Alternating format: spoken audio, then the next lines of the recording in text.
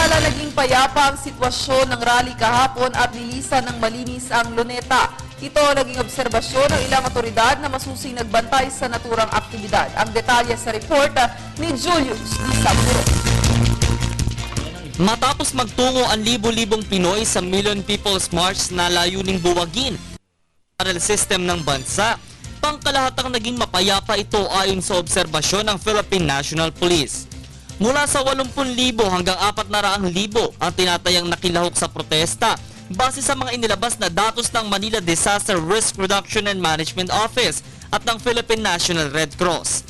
Hindi din naman nagpakampante sa seguridad ang mga ito, kaya't patuloy ang pag-ikot ng mahigit sa 1,000 tauhan, bomb squads at K9 dog units.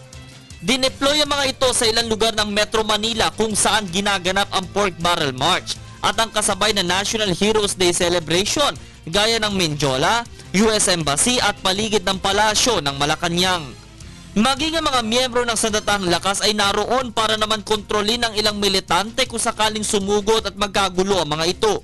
Ayon sa mga organizers, sumunod ang mga nagpoprotesta sa itinakdang oras kahit naging maluwag ang mga otoridad sa pagpapatupad nito. May mga ambulansya din sa lugar para sa ilan nating kababayang tataas ang presyon o mahihilo dahil sa pabago-bagong panahon. Samantala sa paligid ng Luneta sa lungsod ng Maynila, partikular ginanap ang nasabi.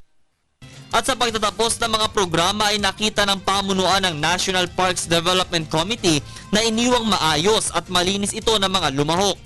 Nagpapasalamat naman ang pamunuan nito sa kooperasyong ibinigay ng publiko sa pagpapanatiling maganda ang makasaysayang parke. Kaiba kasi ito sa mga naunang programang idinao sa kaparehong lugar na kung saan tambak ang naiiwang basura. Tugon din ito ng mga lumahok at ng ilang environmental group kasabay ng kanilang slogan na linisin ang lipunan sa basura, toksiko at katiwalian na ipinapalaganap ang pagiging eco-friendly ng ating bansa kasabay ng pagtahak natin sa tuwid na daan. Para sa Telebisyon ng Bayan, ako si Julius Di Saburo. Sa iba pang mga balita, patuloy na minomonitor ng NDRRMC ang pinsalang idinulot ng nagdaang habagat at bagyong Maring. Sa tala ng ahensya, umabot na sa mahigit 633 million pesos ang pinsala sa agrikultura at infrastruktura sa bansa. Mahigit 78,000 katao katumbas ng mahigit 17,000 pamilya naman ang nananatili pa rin sa mga evacuation centers.